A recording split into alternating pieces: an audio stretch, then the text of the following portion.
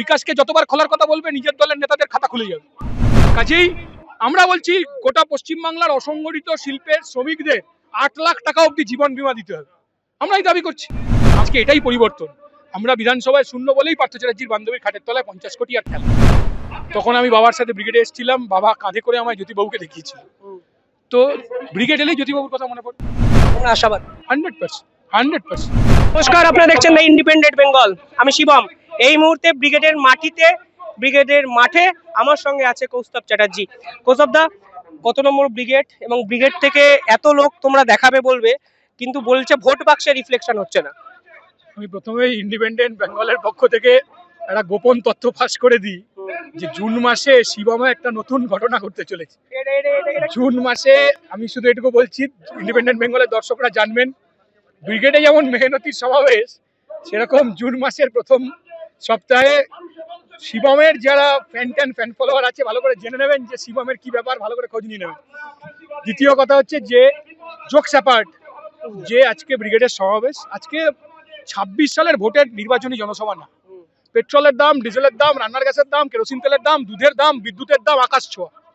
এই রামনবমী আর হনুমান জয়ন্তী করাচ্ছে তৃণমূল বিজেপি, আর 134টা ওষুধের দাম বেড়েছে।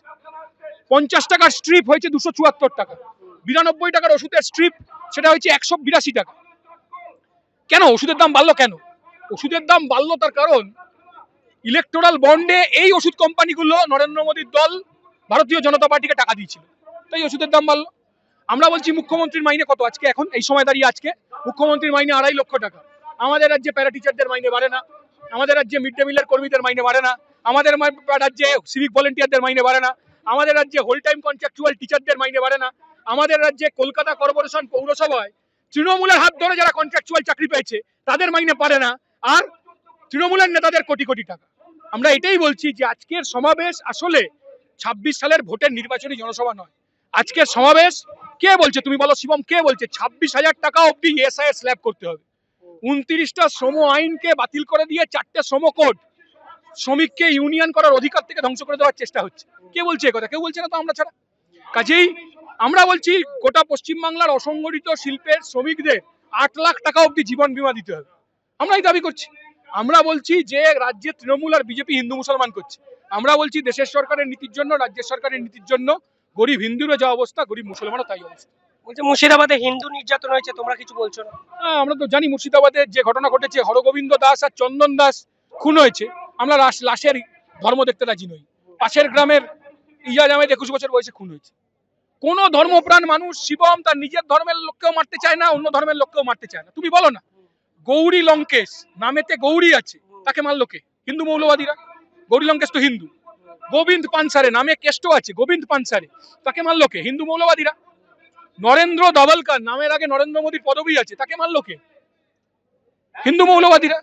তো কাজী দাঙ্গা মানে দাঙ্গা লাগানো হয়, এক ধর্মের মানুষের সাথে আরেক ধর্মের মানুষের বিভেদ তৈরি করার চেষ্টা হয়। আজকে খেটে খাওয়া মানুষের, তুমি দেখো এখন ব্রিগেড কানায় কানায় পূর্ণ হয়ে গেছে, তুমি গিয়ে দেখো। আজকে খেটে খাওয়া মানুষের সমাবেশ, লুটে খাওয়াদের বিরুদ্ধে লড়াই।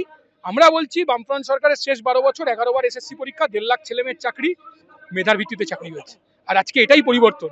আমরা বিধানসভায় শূন্য বলেই পার্থ চ্যাটার্জির বান্ধবীর খাটের তলায় 50 কোটি আর খেলনা। মুখ্যমন্ত্রী বলেছেন বিকাশ বাবুর সব কারসাজি, ওনাকে নোবেল ফোবেল দিতে বলেছেন, আইসোলেশনে করতে বলেছেন তোমাদের বিকাশ রঞ্জন ভট্টাচার্যকে।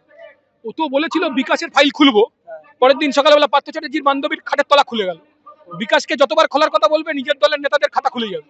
এখন তৃণমূলের নেতারা আগে নিজে বিদেশে পালিয়ে যান, কারণ এরপর অযোগ্য প্রার্থীরা শুধু নিজের টাকা ফেরত দেবে না, যারা তৃণমূলের নেতাদের ঘুষ দিয়েছেন সেই টাকা ফেরত দিতে হবে। ব্রিগেডে তোমার স্মৃতিচারণা যদি করতে হয়, কোনো এমন কোনো বক্তৃতা তোমার মনে পড়ে যেটা ব্রিগেডের মাঠে তোমাকে খুব আবেগতাড়িত করে ফেলে? আছে না, আমার তো মনে আছে আমি ক্লাস 2 তে পড়তাম, তখন আমি বাবার সাথে ব্রিগেডে এসেছিলাম, বাবা কাঁধে করে আমায় জ্যোতিবাবুকে দেখিয়েছিল। তো ব্রিগেড এলেই জ্যোতিবাবুর কথা মনে পড়ে। ভবিষ্যৎ প্রজন্মের বক্তা নিয়ে অনেক লেখালেখি হয় বিভিন্ন জায়গায়, তোমরা নিজেরাও খুব ভালো বলো। ভবিষ্যৎ প্রজন্মের বক্তা, এই টার্মটা কতটা সুগঠিত বাম রাজনীতিতে? ইম্পর্টেন্ট ব্যক্তি নয়, ইম্পর্টেন্ট সমষ্টি।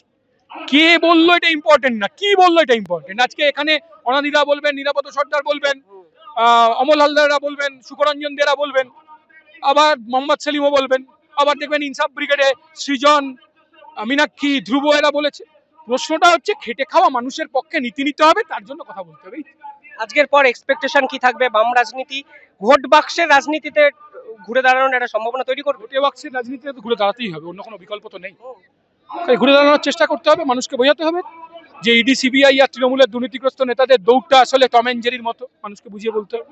তোমরা আশাবাদী? 100%। অত্যন্ত আত্মবিশ্বাসী আশাবাদী কৌস্তব চ্যাটার্জি বলছেন বিকাশ বাবুর সঙ্গে লাগাটা কঠিন কাজ মমতা ব্যানার্জি যেটা করেছেন, তৃণমূলের নেতা মন্ত্রীদের বিদেশে পালিয়ে যাওয়ার সময় এসছে। আপনারা কি ভাবছেন কমেন্টে জানাবেন। ধন্যবাদ তোমাকে, ধন্যবাদ আপনাদেরও।